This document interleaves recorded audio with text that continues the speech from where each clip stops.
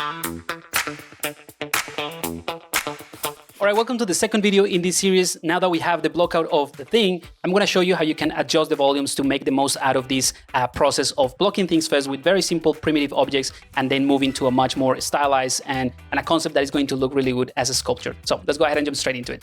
All right, so this is where we left off in the previous video. Now we're going to concentrate on adjusting all of these very, very primitive shapes so that they become a bit more cohesive, like a bit more part of the same object in a way. So it's going to be the ultimate goal here is not to be able to read these shapes as a cylinder, a sphere, a cube, and things like that, but rather as a whole, right? So to do that, there's a couple of ways that you can use. The first one is if you like to have a lot of objects, which you can totally have, you don't have to do anything else. You just need to select the one that you want. For instance, this sphere, I'm going to go into polyframe so that you can see a little bit better, and then you can start adjusting them, right? Now, the alternative is to combine this into a single object, and that is honestly my preferred method because it just makes it a lot easier. And because of the fact that we have multiple objects, you will be able to work really fast. Now, there is a third method that I think it is absolutely fantastic, but I'm going to show you that a little bit later, which is using Dynamesh by keeping the groups. So let's go ahead and start with step 2 officially. So I'm going to make sure that I have all of my objects ready, and I'm going to go ahead and click on Merge Visible. All right, so Merging Visible is going to create a new tool, which is this one right here. Let's go ahead and clean this up a little bit. So we now have a single object that has all of our objects in here, all right? And you see that some of them have the same polygon ID. That is because I literally just duplicated them and changed a few things. But what you can do as well is auto group all of these. So I'm gonna do it from my custom UI, which is this one right here. So I can auto group everything. And just to make sure that I have the same sort of objects on both sides, I can isolate them quickly. I'm going to click on Mirror and Weld. I'm going to show you actually why I'm doing this. But before that, just to make sure that I don't leave anyone behind, if you go to the Polygroup subpalette here on the tool palette, this is the one that I have in my UI, the auto groups. So if I click this, it's just going to automatically assign a group to any object that has no continuity in the topology. So that way I can select something like the select rectangular piece, hold Control and Shift and click on that one to isolate it, or I can do this to isolate it, and so on. Now, going back to what I was saying, that the reason I use Mirror and Weld after I do an auto group is to make sure that I have the same group or the same polygroup for both sides. That way, if I want to isolate the shoulders and I click on this one right here, it's going to isolate both shoulders. Even if I have symmetry enabled, pressing the letter X on your keyboard, and I select this one, you see it's only going to give me one, purely because I have two different polygroups or two different polygon IDs. So I'm going to click on Mirror and Weld. There we go. So now I can isolate the both sides very, very easily. That's it. That's all you have to do to get started with this second step. Now, the next thing is to obviously start adjusting things. But I'm going to encourage you to not utilize anything else other than the move brushes. So for the move brushes, I'm going to go ahead and click on the brush here. Again, you can do it from the brush palette, or if you have the standard UI, clicking on the brush thumbnail like so. And then you have two brushes. I'm going to filter by the letter M. And then you have the move topological, and then you have the move brush, right? So I have them in my UI. So if I bring in my custom palette here, I have the move and the move topological. So I'm going to encourage you to use both these two, and I'll show you the difference in just a second. But I'm going to also encourage you to use the AccuCurve. So the AccuCurve, I have it in my UI here. So if I select the move topological and hit AccuCurve, and then I select the move brush and hit AccuCurve, this AccuCurve is going to allow me to do this very, very pointy effect that you see here. If I turn this off, I can still move it, but it's not going to give me that pointiness that I want to have for this step, right? So make sure that this is enabled. To find this AccuCurve, you can go to Brush, go to Curve here, and it is this one right here. So AccuCurve. All right. Now, the difference between the move brush and the move topological is that the move topological will respect the continuity. So in other words, I don't have to hold Control and Shift to isolate this one and maybe Control click to mask it, bring back everything, invert the mask, and then move this like so, right? I'm going to clear the mask, Control click and drag. So instead, if I want to move this arm down like so, and I don't want to touch, let's say, the green polygroup, I can switch to my move topological, because again, it's going to respect that continuity, and I can click here, and you see it's not affecting any other object. I can click here as well. It's not going to affect anything else. I can click here. It's not going to affect anything else. So this is the reason, let me undo that. This is the reason I like to use both the move topological to adjust the individual pieces, even though this is a single subtool, as well as the move brush to adjust general shapes, right? So let's go ahead and start doing that. So I'm going to start with the move brush because I think that's the the one that we need to sort of like start giving some shape. But again, the key here is that I'm going to start adjusting and doing little nudges here and there to have an improved version of the silhouette of this character. So the idea will be to try to move away from those very blocky things that currently we have into something that looks more realistic. So I'm going to switch to the move topological, and I'm going to take this blue polygroup, this one right here. Not this one, sorry, this one. I'm going to give it a different color, Control W, by the way, so that you can see it. And I'm going to push this in so that we can see more of this sort of pictorial shape that I want to have here. So I'm going to push this in. And I will encourage you to also try to keep the topology and the resolution quite low. I think you might be kind of like tempted to subdivide this and try to define things a bit better. But if you can define what you want to do just by pulling and pushing points with this low resolution, you're going to have something that looks pretty solid. All right, so I'm going to add more of a belly to this guy. So, and then I'm going to try to generate a bit of a curvature here, like an arc, just by pulling and pushing these polygroups. And that's going to be my thoracic cage, or like the rib cage. And I can do the same thing here for the back. And now that we're here at the back, actually, I'm going to take this sphere and I'm going to push it like so, because this is kind of like where I want these shoulders to connect a little bit. That bit, and then this muscle here for the back. Now, one thing that you can do to adjust something like, let's say, these cylinders, if they have like a very sharp edge, is just to smooth them out a little bit. So I'm going to press the Shift key to access my smooth brush. But if it is too strong, you can press the Shift key and then hold the spacebar at the same time. And that accesses this quick palette and allows you to change the intensity of the smooth brush itself. But make sure that you have the smooth brush selected. So in other words, again, Shift and then spacebar. I'm holding both at the same time, and I'm going to reduce the intensity. Otherwise, if you just press the spacebar, it's going to change the intensity of the actual move brush. That's it. So with this, let's go ahead and do something like this. Just smooth that out a little bit. I'll do the same thing with the forearm, a bit of smoothing. There we go. All right. So now let's bring back that. I'm going to go ahead and start pushing this arm down and give it a bit of shape. Again, I'm going to try to stay away from any sculpting at this point. I just want to generate a bit more of a blockout, or like refine the blockout. This is what I would call the adjustment stage. So I'm going to push this deltoid here and play around with the insertion, maybe make the tricep a little bit thicker. And again, I want to try to maintain the whole stylization of this character, but I'm going to try to create something that looks a bit realistic in terms of the distorted anatomy. All right. Now for this one, I could just go ahead and do the same thing, and maybe we can push this back a bit and try to connect it there. All right, so little by little, you see that very blocky thing that we had, where it was pretty easy to identify the spheres, the cylinders, and all of that, is starting to come along nicely, and it just takes time, but it makes it so much easier to manipulate simple objects like this and try to get the shape right, than like having a super dense mesh that all you're doing is sculpting, adding and subtracting. Obviously, if you have a much more traditional approach, the high resolution mesh or like a Dynamesh object where you just sculpt things is going to be a bit more natural, a bit more familiar to you. But if you're just starting out with ZBrush or generally with 3D, this is a fantastic approach that allows you to create something that looks pretty cool. All right, so same thing happens with the face. If we get closer here, we can take, for example, this and push it in, down. I'm going to also isolate the nose a little bit and smooth that slightly. Then we can push it down to smooth this out a little bit. So I'm just going to make this softer, these edges. But like I keep saying, I'm going to try to stay away from any sort of sculpting at this stage.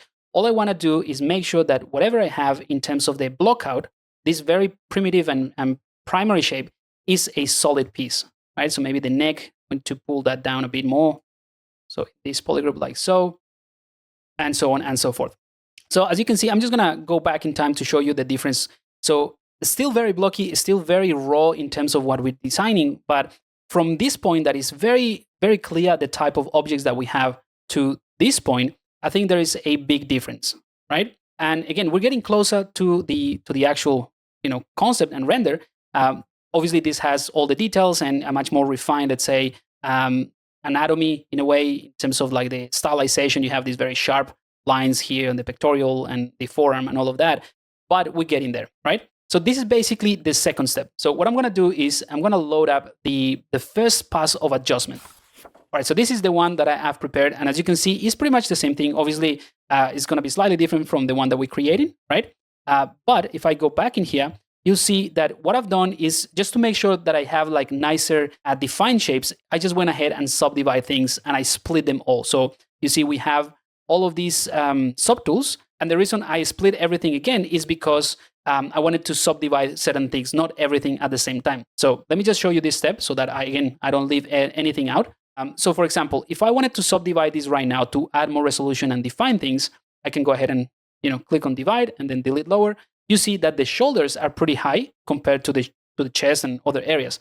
So if I undo that, and this is exactly what I did for the current step, is to go to the split objects. So if I click on this split, I'm going to click on group split. Group split is going to take anything that is the same color, the same group, and it's going to split it into a single object or a single subtool. So group split is going to give me this pop-up saying this is an undoable operation. I'm going to click OK, and there you go. So now we have all the objects that we had before split it into different objects. So that way I can take my, let's say this area right here, that pictorial, I can divide that and delete lower. So you see now the amount of polygons I have is very similar to what I have in here, roughly. And if you think like, okay, this looks a little bit dense compared to the other one, you can do the opposite. Instead of dividing or subdividing things, you can just do a quick series measure.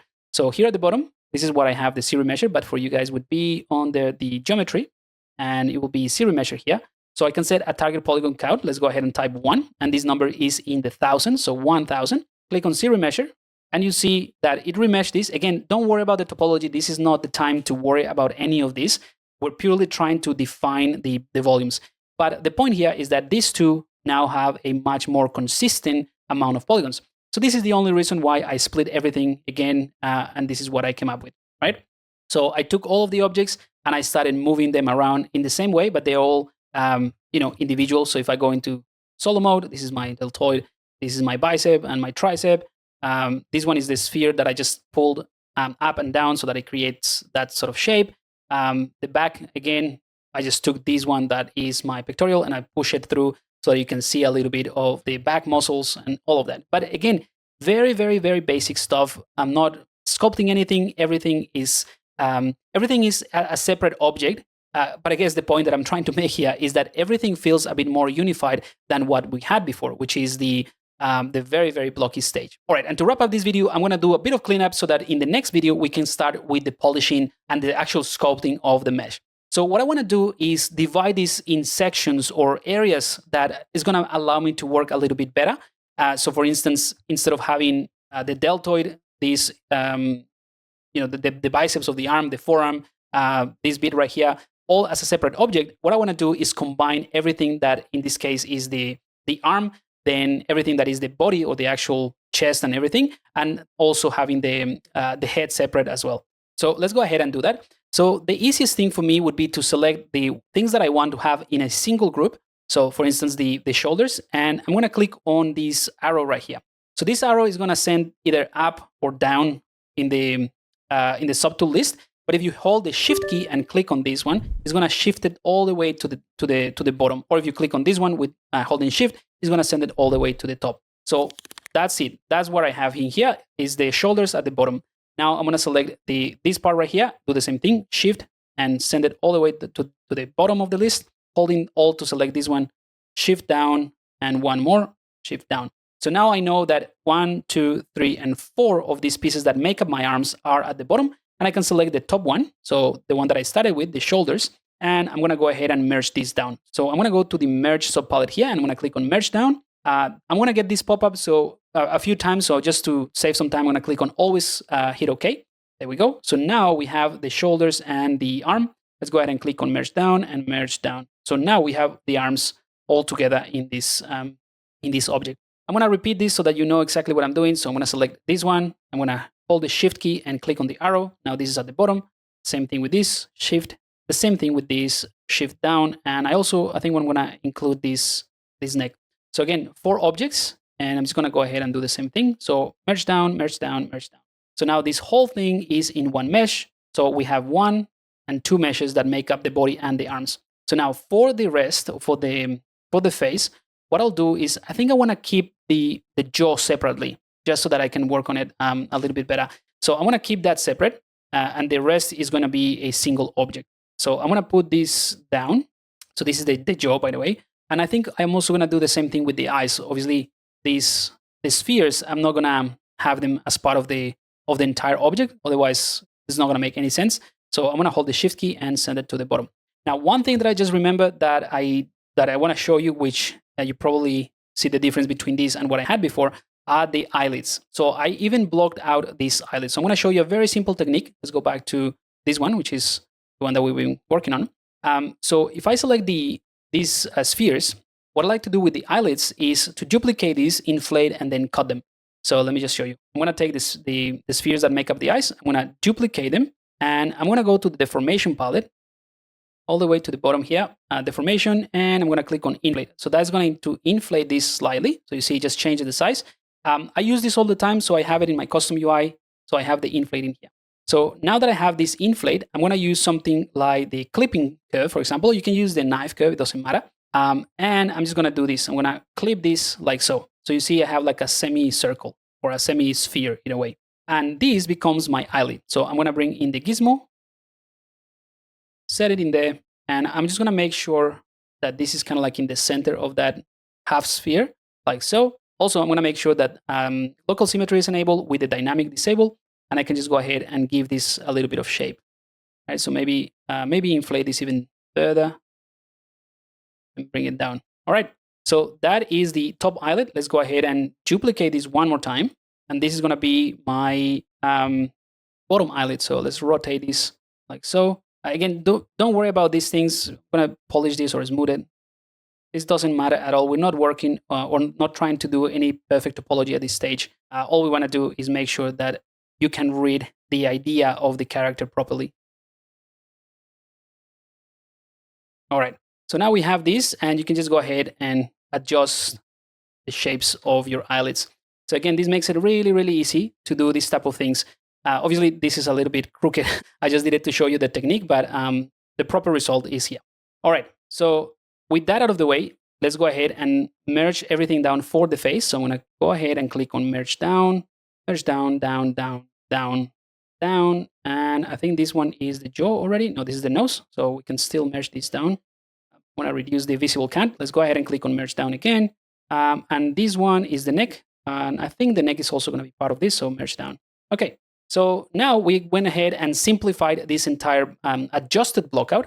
So we have the face, or like the head and the neck. We have the jaw on its own. We have the body, and then we have the arms.